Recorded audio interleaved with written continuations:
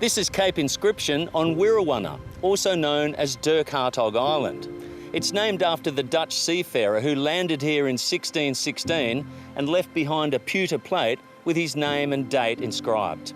It's the first physical record of European history in Australia, a history that's had devastating impacts on the natural environment. But now, more than 400 years later, there's an ambitious ecological restoration project underway to turn the island back to its natural state.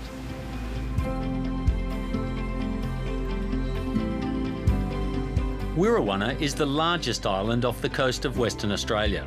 It's 80 kilometres long and its limestone and sparse coastal heath covers more than 60,000 hectares.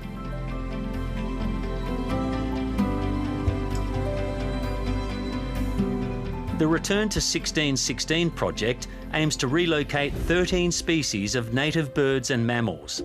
Most have been lost to the island environment and across mainland Australia. Since 2017, 8 species have been successfully translocated. The species we're planning to release here don't occur together anywhere else at this point in time.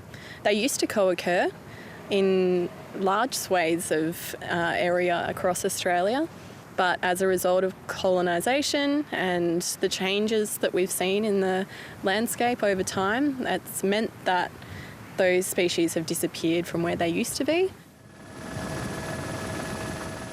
Long before the first translocation, the island's pastoral operations were shut down and feral animal populations removed. These included an estimated 10,000 goats, as well as the 5,000-strong station flock of sheep.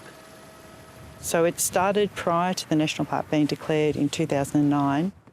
Once all the goats had been removed and the stock had been removed, then they started to target feral cats. To remove the cat population, the island was divided in two by an electric fence so that baiting could focus on one section at a time. It's the largest successful feral cat eradication program ever undertaken anywhere in the world. The island used to be alive with wallabies and tiny kangaroo rats, but the domestic cats allowed to breed and run wild by previous station owners have completely destroyed the natural fauna. The locals around Sharks Bay talk of cats big enough to pull down a full-grown sheep. But if they do exist, they were keeping well out of our way. Dirk Hartog Island has a long history as a pastoral operation, and the loss of biodiversity was already apparent when this ABC film was made in 1970. Then the island sheep station was owned by WA businessman Sir Thomas Wardle, who was also Lord Mayor of Perth. Back then, Sir Thomas recognised the island's future lay in ecotourism. But after looking around the island, there's no doubt, as I've always believed, it really is a marine paradise, and it would be still my hope that without opening it completely for tourists, that any Western Australian or Australian for that matter who is interested in this kind of scenery would be given the opportunity to visit there.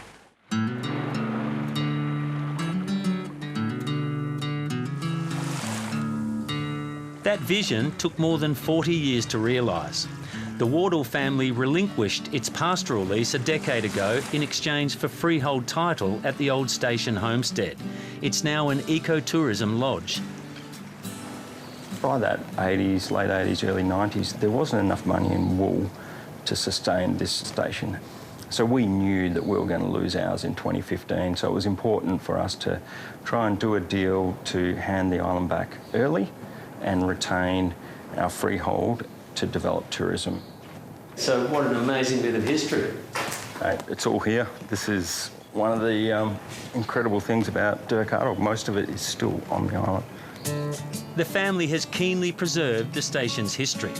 They're excited about Return to 1616 and the natural history that guests can now immerse themselves in. To turn Dirk Hartog Island into an ark for endangered animals, I mean, I don't think an island of this size anywhere in the world has been that successful. The great thing is it's going to attract tourists from all over the world to see these little animals, and already it's showing.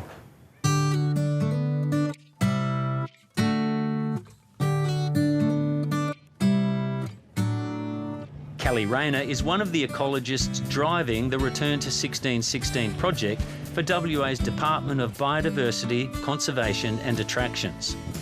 Australia has got the worst mammal extinction rate of any country in the world, and trying to work against that, I personally feel like, is quite important.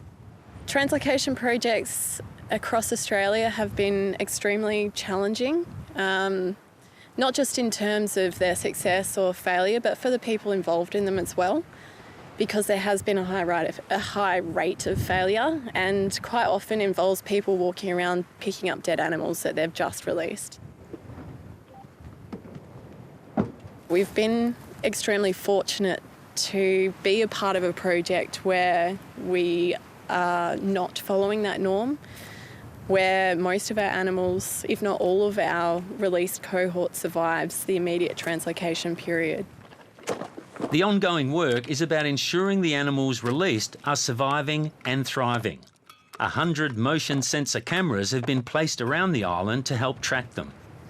These are really good for us to be able to gather information here because we're working across quite a large area and we have a small number of staff.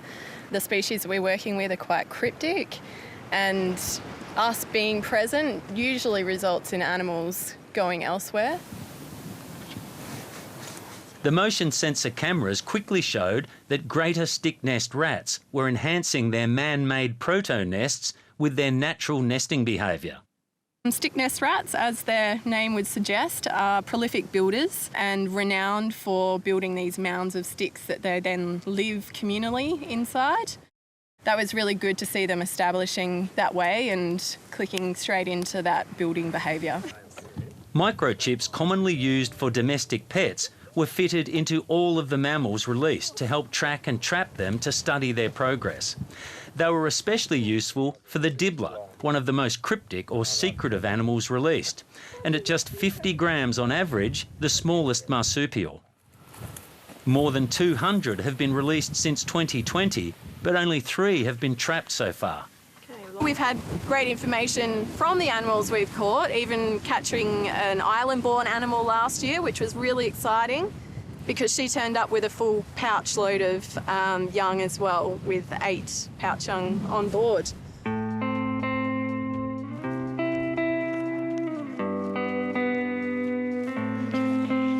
For all the sophisticated equipment available, a torch is still enough to see the creatures in the wild. So we've just seen a rufous hair wallaby, and that was one of the first species released onto the island back in 2017. So is night time the best time to actually catch a glimpse of them? Yeah, definitely. Most of the animals that we've released are nocturnal. There's a couple of the mammals that sort of sit in the crepuscular range, which is like the sunset, sunrise sort of time period. But for the most part, nighttime is definitely the best time to see these species. That was a sharp-bay bandicoot. They're excellent, very charismatic, the smallest of the bandicoot species that we have. And much like the rufous hair wallabies, they've now spread out, covering from the south end of the island to the north end of the island. And that's as of January this year when we got our first sighting up at Cape Inscription. And do you know if they're breeding well? Based on that information, definitely, yeah. And from what we've seen when we've been capturing them, yeah, there's generally quite a lot of breeding or evidence of breeding from them.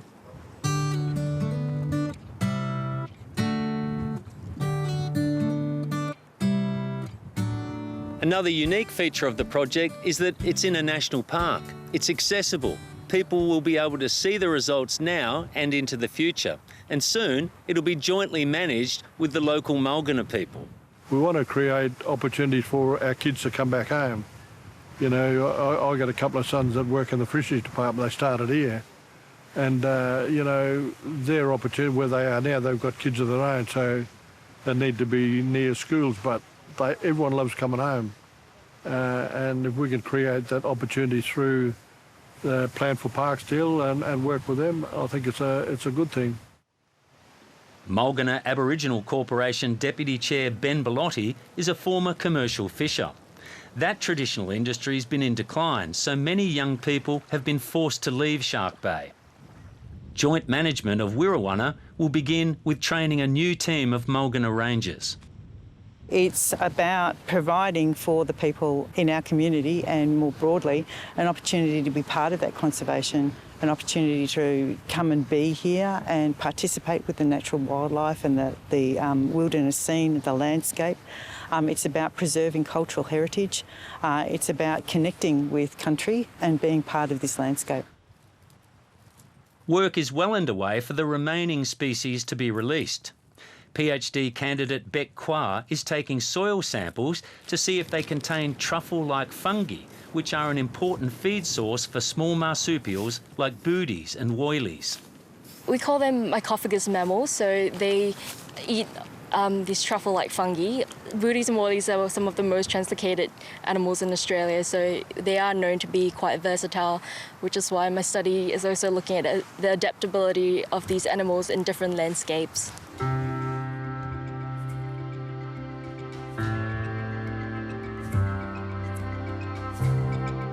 Conservation offset funding from the Barrow Island Natural Gas Project has meant Return to 1616 has been planned for the long haul. It's got scale and money. It's already been so successful, at least one species has been relocated from the island to New South Wales. And even the landscape is starting to show signs of healthy improvement as the island ecosystem winds back the years.